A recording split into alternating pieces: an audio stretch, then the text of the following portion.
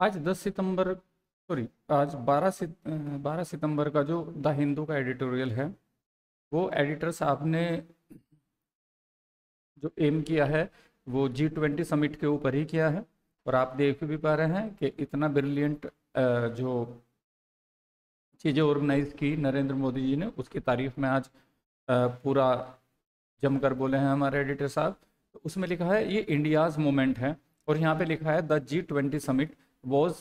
री इमेजिन, यानी कि G20 समिट को री इमेजिन किया गया था। इमेजिन का मतलब कल्पना करना होता है, यानी कि पुनर्कल्पना करना एज ए फोरम, एक फोरम के रूप में। अब यहाँ पे फोरम का मतलब क्या होता है?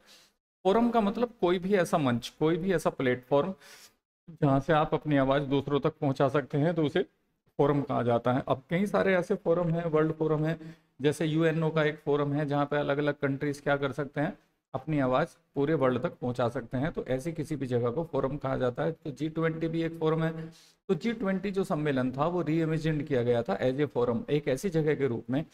जहाँ से हम आवाज़ उठा सकते हैं। किसके लिए? For changing the wider world, जिसमें हम एक बड़ी दुनिया को चेंज कर सकते हैं। तो यहाँ पे जो लिखा है the leaders summit of India's presidency, जो लीडर्स का समिट था। लीडर्स का समिट क्यों बोला गया है? दुनिया के 20 कंट्रीज के जो बड़े बड़े लीडर आए थे, और 21वें को उसको अफ्रीकन यूनियन को इसमें शामिल किया गया है। तो अभी G21 हो चुका है। तो जो इंडिया की प्रेसिडेंसी में जो G20 ग्रुपिंग का जो समिट हुआ था, हेल्ड ओवर द वीकेंड, जो पूरे हफ्ते, ओवर द वीकेंड का मतलब जो पूरे वीकेंड चला, वो रिजल्टेड,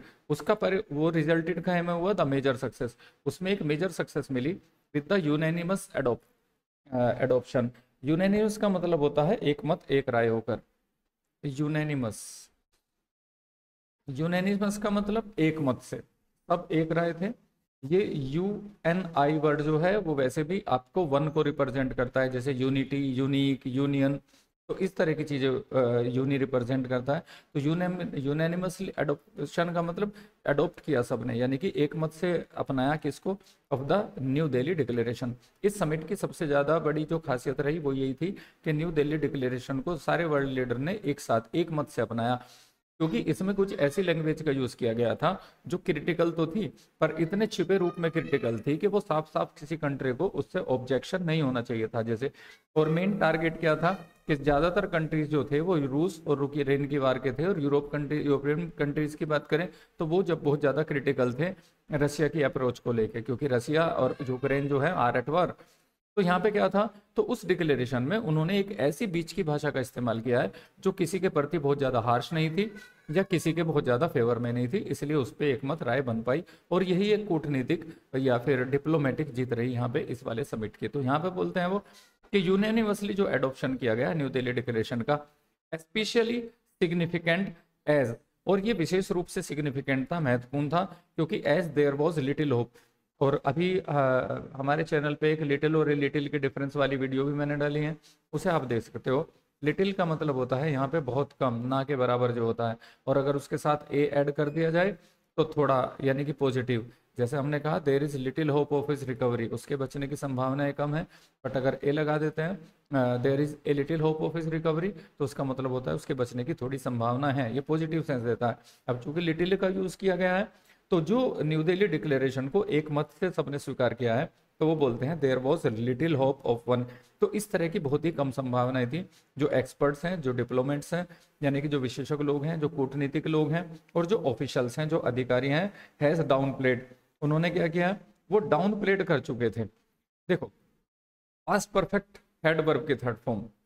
ये वाला टेंस जब हम यूज करते हैं, जब पास्ट के पॉइंट से पहले किसी चीज को कहते हैं, जैसे डॉक्टर के आने से पहले पेशेंट मर गया था, तो इसका मतलब है दो घटनाएं हुई, डॉक्टर का आना, पेशेंट का मरना। तो ज्यादा पहले काम क्या हुआ?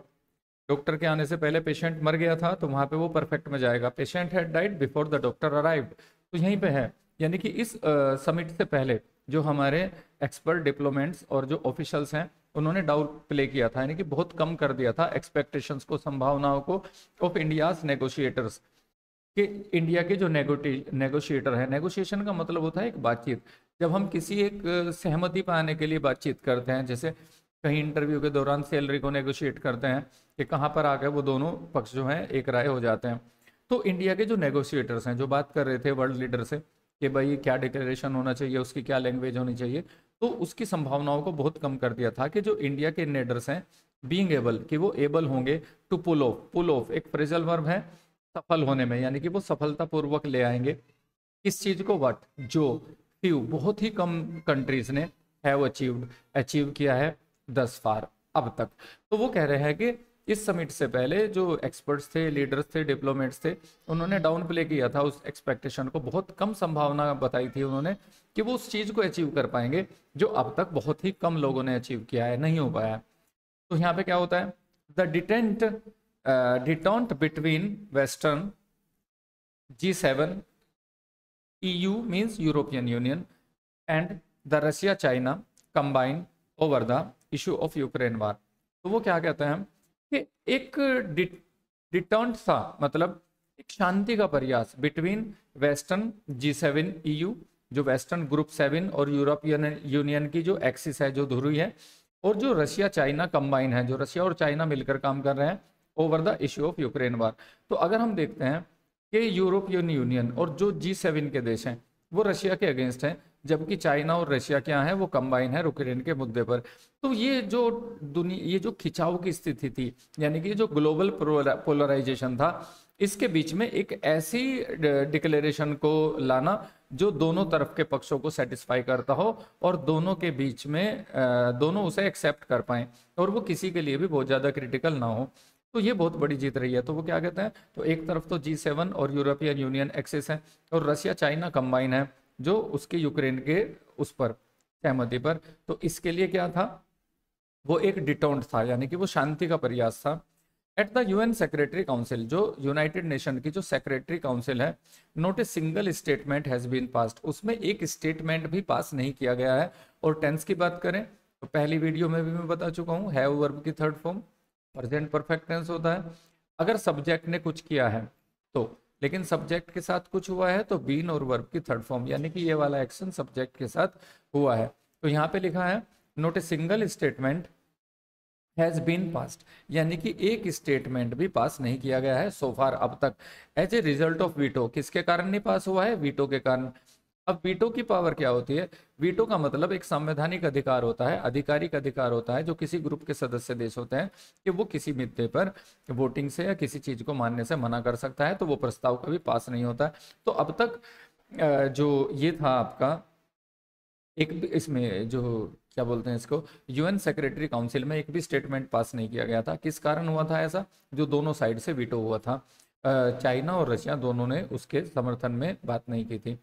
वाइल इंडोनेशियन G20 नेगोशिएटर्स, जबकि इंडोनेशिया के G20 के जो नेगोशिएटर्स थे 2022 में, were able to pull off a joint statement, वो थोड़ा सफल रहे थे किसको, एक स्टेटमेंट को लाने में, with reference critical of Russia,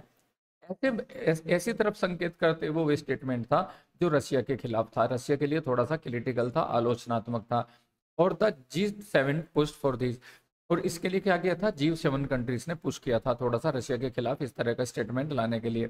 the consensus did not last, लेकिन वो जो कंसेंसस था, वो जो सहमति थी, वो नहीं रही, बहुत देर तक नहीं रुकी। The Russia and China refuse to have them repeated, और रशिया और चाइना ने उसे रिपीट कराने से मना कर दिया था दिस ईयर, इस साल। तो ये पोलराइजेशन था दोनों उसके बीच में, और उस चीज के बीच में अगर एक यूनानिमसली एक रेजोल्यूशन पास हुआ है या एक जॉइंट स्टेटमेंट दिया गया है जिसपे सारे कंट्री सहमत थे G20 के, ये सबसे बड़ी सफलता माना जा रहा है जो G20 का जो हेल्ड किया गया है इंडिया में। तो यहाँ पे क्या करते हैं, डिड नॉट लास्ट। अब यहाँ मैं एक लास्ट वर्ड की बात कर लेता हूँ, लास्ट। अगर हम सुनते हैं लास्ट, लास्ट का मतलब होता है अंत, आखिर, लेकिन लास्ट वर्ब भी होती है। जैसे हमने कहा it will not last long, अगर मैं कहता हूँ इट विल नॉट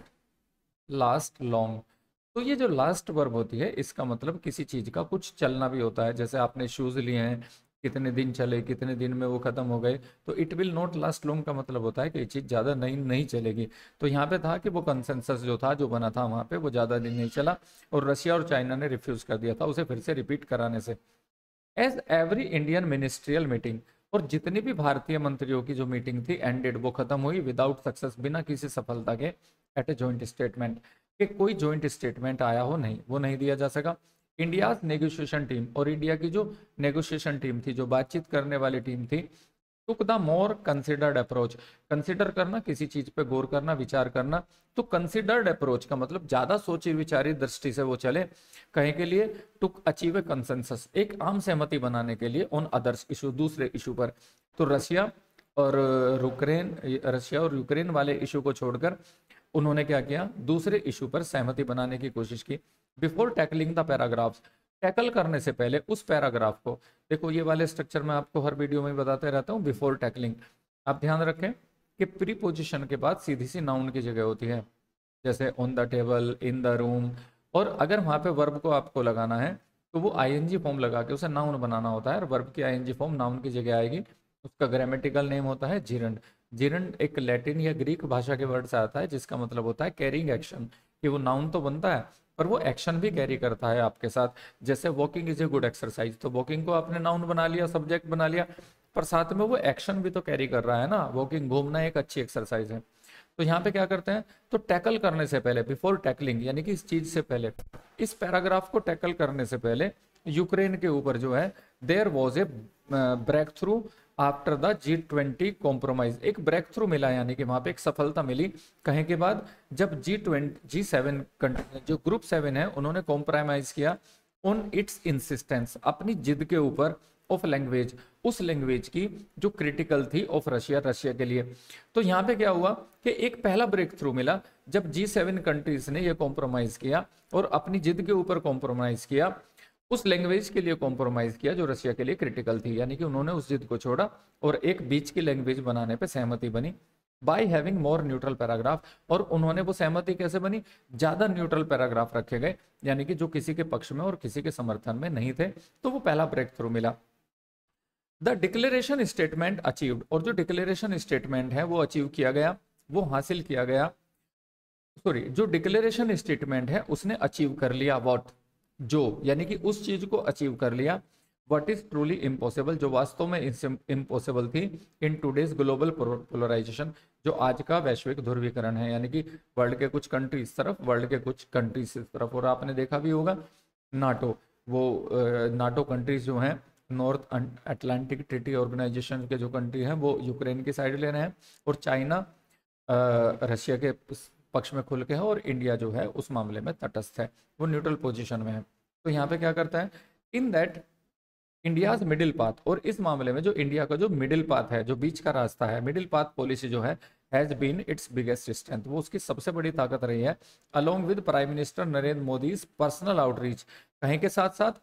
प्रधानमंत्री नरेंद्र मोदी की जो खुद की आउटरीच थी, जो लोगों तक पहुंच थी, जो उन्होंने दखल दिया, तो मैंने G20 लीडर्स तक, तो वो बार बार G20 लीडर्स के लोगों से मिल रहे थे ओवर द ईयर, पूरे साल, और इससे उसे उन्हें फायदा मिला। अनदर की इनिशिएटिव, और जो दूसरा मुख्य इनिशिएटिव था, इनिशिएट करने का मतलब क्या होता है, चीजों की पहल करना, इनिशिएट करना, नाउन बना देंगे, इनिशिएशन हो जाएगा। जैसे हम कहते हैं ये अभी इनिशियल कंडीशन में है, अभी शुरुआती कंडीशन में है, और वो चीज़ आगे बढ़ जाती है तो उसे क्या बोलते हैं, फिर वो एडवांस स्टेज आ जाती है। तो यहाँ पे क्या था, तो जो एक मेन की इनिशिएटिव था वो था एनलिस्ट करना। तो देखो ये पूरा सब्जेक्ट हो गया कि एक मेन की इनिशिएटिव क्या था, वो एनलिस्ट करना था। ये फिर चिरंड हो गया, यानी कि इसे नाउन बना दिया गया कि सबसे बड़ा जो पहल की गई वो एनलिस्ट करना था, किसको, ग्लोबल साउथ को। एनलिस्ट करने का मतलब उन सबको एक साथ लाना, किस किस को, इंक्लूडिंग मैनी G20 मेंबर्स, जिसमें बहुत सारे G20 मेंबर्स भी थे, ओवर रिलेक्टेंट, जो रिलेक्टेंट थे, जो हिचक रहे थे, टू टेक साइड लेने में, इन द टसल, ये जो संघर्ष चल रहा है रशिया और यूक्रेन का, तो बहुत सारे जो G20 कंट्रीज थे वो क्या कर रहे थे, तो उसके लिए हिचक रहे थे, वो किसी के पक्ष में या किसी को उसमें करने के लिए। तो ये एक इनिशिएटिव लिया गया जिसमें ग्लोबल साउथ को इंक्लूड किया गया, और इसमें उन कंट्रीज को भी शामिल किया गया जो इस संघर्ष में थोड़ा सा हिचक रहे थे। And wanted instead to shift, और वो चाहते थे इंस्टेड, इसके बजाय कि शिफ्ट करें हम अपनी प्रायोरिटीज को, किधर को, टू ग्लोबल डेवलपमेंट इशू। तो इस वाले टसल को छोड़कर वो चाहते थे कि हम विश्व का जो विकास है हम उसकी तरफ अपना ध्यान शिफ्ट करें। एज ए रिजल्ट, इसके कारण द 83 पैराग्राफ डिक्लेरेशन जो था, जो पैराग्राफ 80 का डिक्लेरेशन था, मेड प्रोग्रेस, उसने थोड़ी सी प्रोग्रेस की, कहीं के ऊपर, क्रिप्टो करेंसी रेगुलेशन के ऊपर। जैसे आजकल एक नया चीज चली है क्रिप्टो करेंसी, उसे आप गूगल वगैरह करके देख भी सकते हैं। तो इसका जो क्रिप्टो करेंसी के जो रेगुलेशंस हैं उसके ऊपर थोड़ी प्रोग्रेस हुई और क्रिस्टलाइज किया एक फिगर को। क्रिस्टलाइज का मतलब थोड़ा सा उन्होंने रियल स्पष्ट रूप दिया फिगर को, नियरली $10, यानी कि लगभग $10 ट्रिलियन नीडेड पड़ेंगे फॉर क्लाइमेट चेंज एडेप्टेशन के लिए, कि क्लाइमेट चेंज के अनुकूलन के लिए कितनी, एक फिगर कहा उन्होंने, एक फिगर आउट किया है उसको कि करीब $10 ट्रिलियन की जरूरत पड़ेगी। एंड मिटिगेशन प्रोजेक्ट, और जो मिटिगेट करने का मतलब इससे पहली वीडियो में भी मैंने बताया था, किसी चीज के प्रभाव को कम करना। तो क्या करते हैं, तो जो मिटिगेशन प्रोजेक्ट होंगे, यानी कि जो हमारा क्लाइमेट चेंज हो रहा है, वो ग्लोबल वार्मिंग बहुत ज़्यादा हैजार्डस लेवल पे जा रही है, तो उसके जो मिटिगेशन प्रोजेक्ट होंगे जो ग्लोबल साउथ में चलेंगे, although it fail to agree on the fossil fuel phase out deadlines, तो ये तो सफलता मिली, जबकि ये क्या हो गया, तो फ्यूल फॉसिल फ्यूल को फेज आउट करने की जो डेडलाइन है, डेडलाइन का मतलब क्या होता है, जो आखिरी तारीख रखी गई है या लास्ट डेट रखी गई है, इसको फेज आउट करना। फेज आउट करने का मतलब होता है मतलब चरणों में उसे हटाना, कि पहले इतना कम करते हैं, फिर इतना कम करते हैं, और उसके बाद उस तारीख तक हम क्या कर देंगे, उसको खत्म कर देंगे। तो उसकी कोई डेडलाइन, फॉसिल फ्यूल के बारे में इससे ठीक पहली वीडियो में बताया है मैंने, जीवाश्म ईंधन, कि जीवाश्म ईंधन, अगर ये वाला पैराग्राफ देखें आप, तो ये फिर लास्ट वाले जो मैंने लास्ट एडिटोरियल लिखवाया था उसका एडिशन मान सकते हैं, कि उसमें ही उन्होंने कुछ विचार ऐड किए हैं,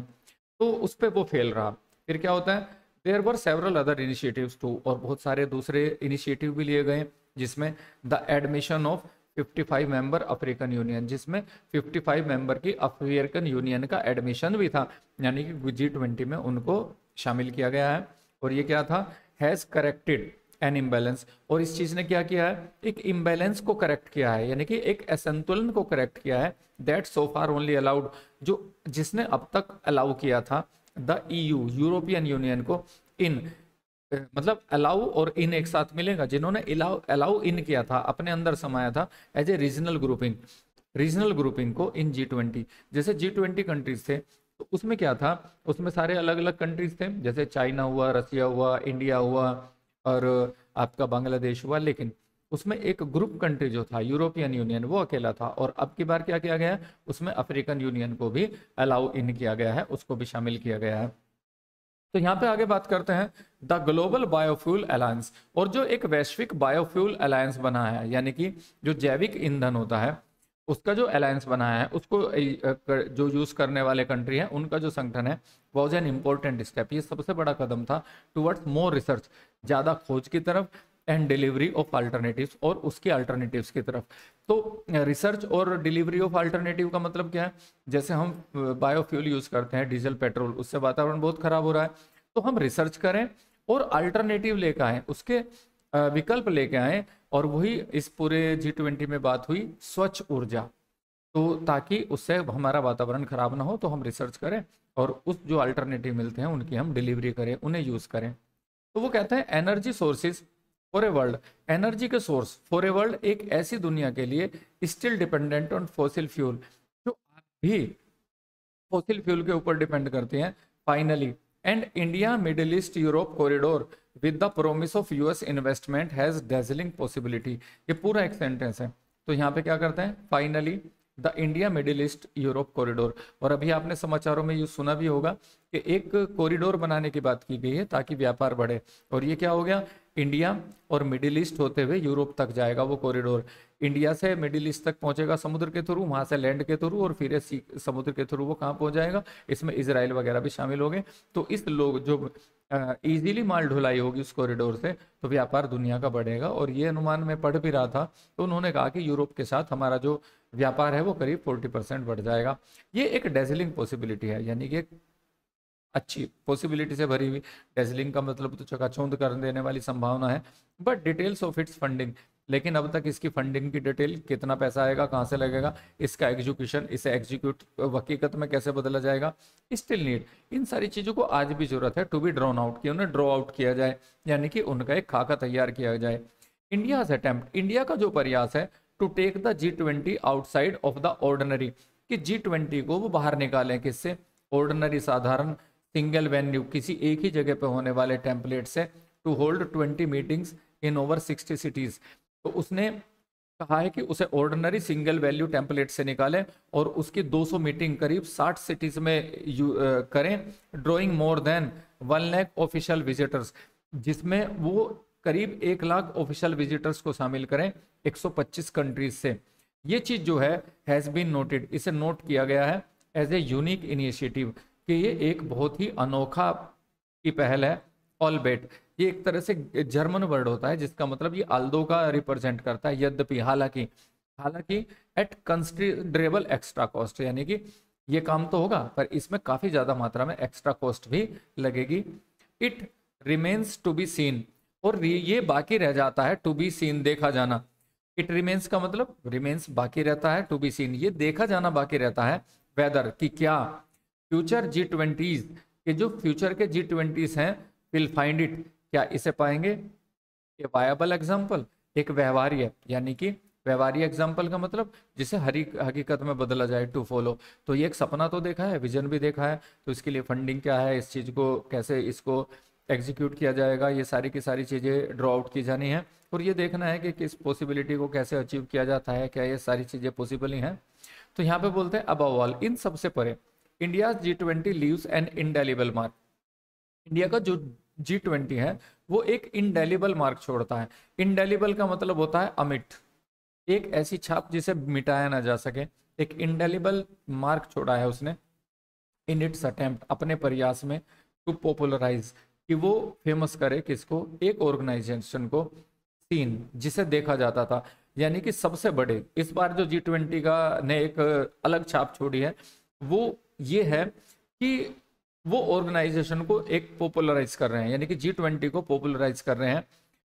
सीन, जिसे आज तक देखा गया है, टिल नाउ, अब तक, एज ए स्टेड, स्टेड का मतलब जिसमें कोई एंथुसियाज्म या एडवेंचर की नहीं होती, बस होता है ऐसे ही शांत सा G20 मीटिंग होते हैं, बात करके चले जाते हैं, कोई जोश जज्बा नहीं होता था, एक स्टेड एंड बोरिंग इवेंट के रूप में देखा जाता था। ब्रिंगिंग वर्ल्ड लीडर, दुनिया के लीडर्स को लाने वाला, जिसमें जो दुनिया के लीडर को लाता था एक हाई टेबल, एक ऊंची टेबल पर, यानी कि एक बड़े सम्मेलन वाली जगह पर लाता था, where arcane subject are discuss, जहां पर आर्केन सब्जेक्ट डिस्कस किए जाते हैं। ये आर्केन का मतलब क्या होता है,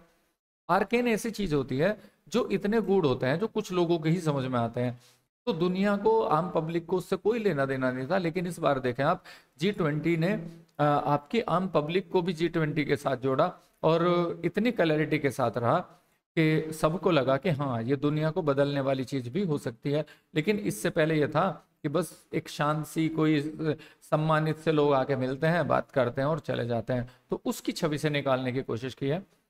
और क्या कहते हैं, decisions made are not scrutinize, और जहां पर डिसीजन बनाए जाते थे पर उसको स्क्रूटिनाइज नहीं किया जाता था, यानी कि लिया, कोई डिक्लेरेशन किया, चले गए। स्क्रूटिनी का मतलब होता है गहन जांच, कि उसे देखा जाए कि क्या ऐसा पॉसिबल है, and without bringing real change to the lives of the wider global population, और बिना जो बड़ी वैश्विक जनसंख्या है उसके जीवन में कोई परिवर्तन लाए बिना, ऐसे ही बस वो डिक्लेरेशन पास होते थे, उससे कुछ अब तक हुआ नहीं है। तो उसने क्या, टू दैट एंड, इस मकसद के लिए या इस चीज के लिए, mister Modi decision, mister Modi का जो डिसीजन है, to hold a virtual review meeting, कि वो एक वर्चुअल रिव्यू मीटिंग करेंगे नवंबर में, यानी कि जो आज के डिक्लेरेशन किए गए हैं तो उस पर कुछ कार्रवाई की जाएगी और फिर रिव्यू मीटिंग की जाएगी उसकी, कि क्या कुछ हासिल कर पाए हैं हम। तो before India gives up it's presidency, और ये मीटिंग होनी है इससे पहले कि इंडिया अपनी प्रेसिडेंसी को छोड़े। It is a change to ensure implementation, ये एक परिवर्तन है जो एंश्योर करने के लिए किया गया है इम्प्लीमेंटेशन को और स्क्रूटिनी को ऑफ द डिसीजंस, के डिसीजंस जो यहाँ पे लिए गए हैं उसकी स्क्रूटिनी की जाए, उसकी गहनता से जांच की जाए, और ये देखा जाए कि क्या उसका इम्प्लीमेंटेशन होना है या कैसे होना है। तो इन चीजों ने क्या किया है, और क्या किया है, वो जो डिसीजन, स्क्रूटिनी की जाए डिसीजंस की, कौन से डिसीजंस की, मेड ओवर द वीकेंड, जो इस वीकेंड के दौरान किए गए हैं, दैट हैज बीन डब्ड, और जिसे डब किया गया है इंडिया G20 मोमेंट कहकर। डब करने का मतलब क्या होता है, जब अनऑफिशियली किसी को कोई नाम दिया जाए, क्योंकि इस बार इंडिया की बहुत बड़ी भूमिका रही है, इंडिया की प्रेसिडेंसी में हुआ है और अनप्रेसिडेंट इवेंट रहा है, तो इसलिए ऑफिशियल नाम नहीं दिया गया है, लेकिन सभी से क्या क्या कहकर पुकार रहे हैं कि ये इंडिया का G20 समिट है। तो इस तरह से G20 समिट में क्या संभावनाएं हैं, क्या पॉसिबिलिटी है, इंडिया का क्या रोल है, तो इनके बारे में उन्होंने बातें की हैं। और जल्द ही मिलते हैं आपसे फिर एक नई वीडियो के साथ।